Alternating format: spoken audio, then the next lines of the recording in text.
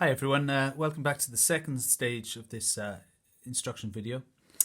So this is the stage at which we've done the block in, and now I want to make it look a little more lifelike. Start working with the character of the paint, adding some thicker paint, maybe intensifying colours, but not really essentially changing much of what's going on there. So I can start anywhere I like. I think I might start in sky with those nice intense colours. So I'm looking at my orange. Do I need to do anything to that? No, I don't. It's fine. Nice and intense. It's not contaminated. I want to be careful I don't mess that up or play around with it too much. I think I'll add a little bit more paint to the orange tint. Just gives it a little more presence when we cover the weave of the canvas. It gives it a really good glow. Nice soft buttery paint. So I'm just adding paint, but I'm also going to create a more subtle transition from this intense orange up into the tint. Very careful I don't overdo it. So I'm just working on the middle section where the two meet. And by gently working over in horizontal bands, it's dragging some of the light paint up. Sorry, some of the light paint down, some of the dark, intense orange back up. I might just come in now and set in that sun. So I'm going to do it in a couple of stages. I've got some paints mixed here. So one is my Indian yellow with a bit of white, and this is a lighter tint of it with some more white. So I'm just going to take a little bit of this paint. Now this paint needs to get thicker, okay, because it's going on top of existing paint. So we're building up into what we call impasto. So I'm laying in a patch of yellow, and then within that, almost like a halo effect, coming in with that light accent. If the edges are a little bit clumsy, I can just soften them down and build it right up to one lovely little patch of light impasto. Working my way down, I think I need to lighten that a little bit to create a good distinction between the land and the clouds.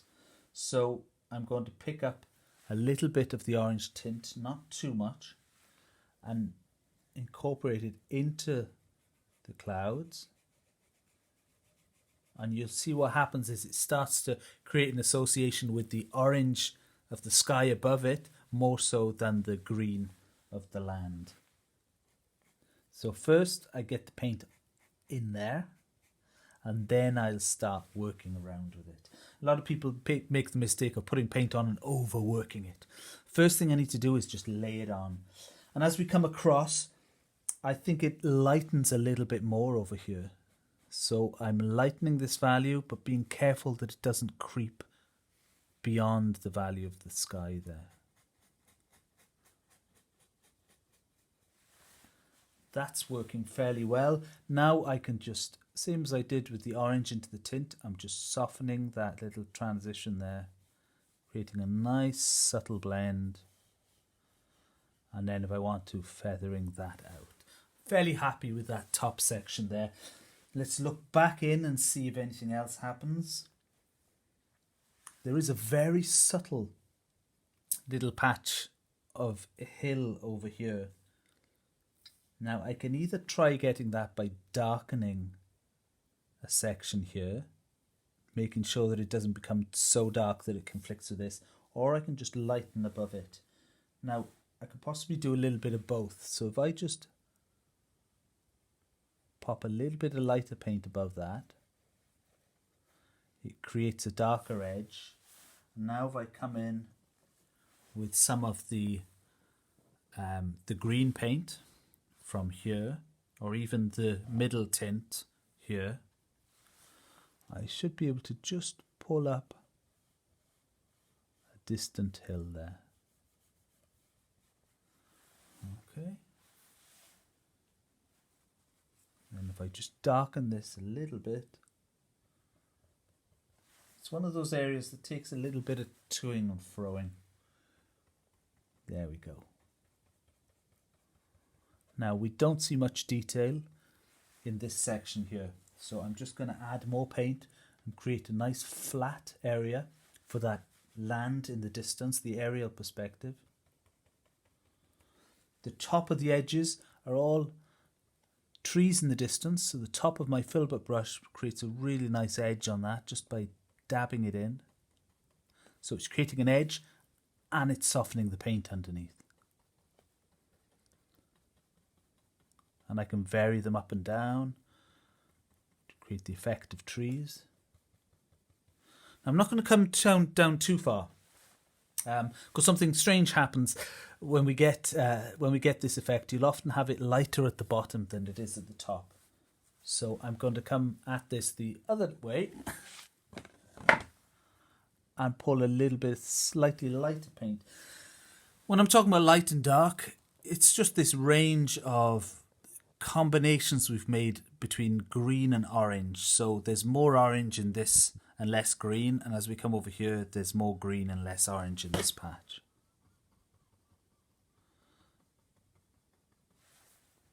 So again, I could be creating the effect of the tops of the trees underneath as I'm painting this. Let's turn it around and have a look. Yeah, that works fairly well.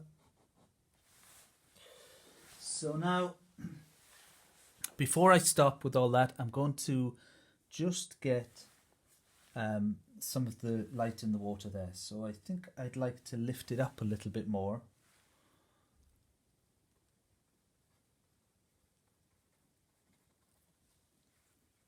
There we go. Are there any patches of negative space? Yes, there's a few spots of water being picked up in amongst the trees there. Okay.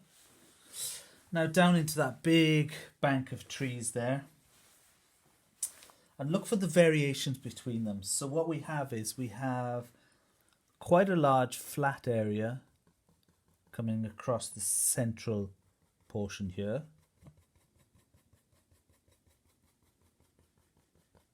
And I'm softening the paint out, but not so much that we lose the character of the brushstroke and the canvas underneath.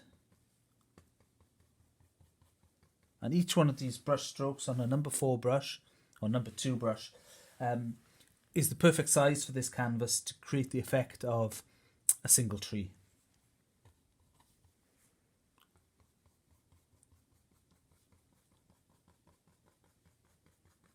And that's really what we want to do, is create effects and impressions, not literally draw every tree in.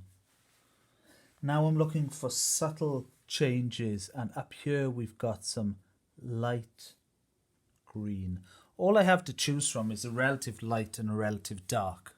Okay, so here's my tree colours, and there's my sort of light tree, and there's my dark tree. Now I can create an in-between by picking half and half. So now I've got 3 values for the trees.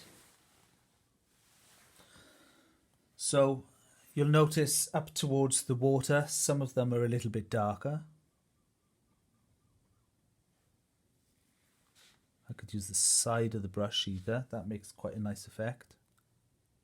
Just careful not to overdo these marks, or what will happen is you churn up all the paint underneath.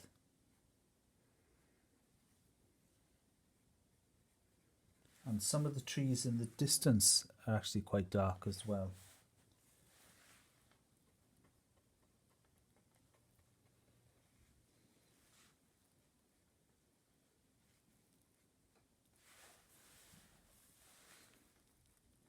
So I'm just gently working away, taking my time, looking for dark and light areas. What I don't want to creep into this area is oranges or very, very light yellows. It's all in that green sort of middle to dark value.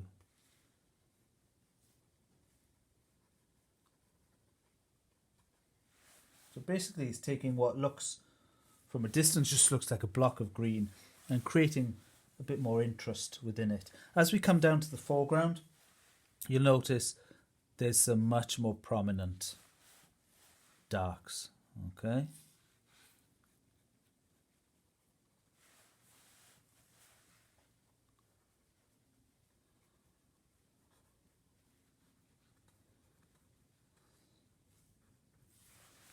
Now I'm in the dark paint. I'm just going to come back in and pick up these foreground darks a little bit stronger. Now we were talking about that sort of strong, intense green within there. So if it's intense, I'm going to go in with a yellow, my Indian yellow, and I'm going to go from Indian yellow maybe towards the green. So let's try the King's Blue. Maybe a little bit of the ultramarine. I might not get a very intense green, but I want to get something that's different from this yellow green and different from the cooler blue green at the back. So something in between. That sort of works. It's not the same green, it's quite an emerald green that's there, but what I don't want to do is introduce another colour into the scheme because it tends to stick out a little bit too strongly. What I want is harmony in my painting, even at the expense of certain colours.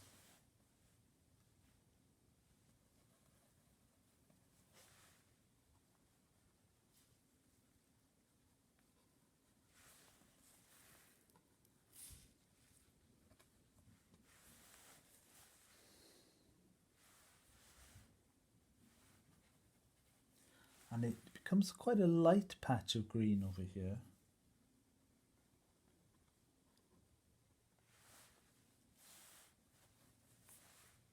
There's more of that intense green down here. See the way I'm keeping the brush marks very, very loose in the foreground. I want the eye to rise up towards that sunset. Now there's just some bits of canvas showing through here that are a little bit distracting, so I'm just toning them down a little bit. I would say that's pretty much the second stage of the painting done.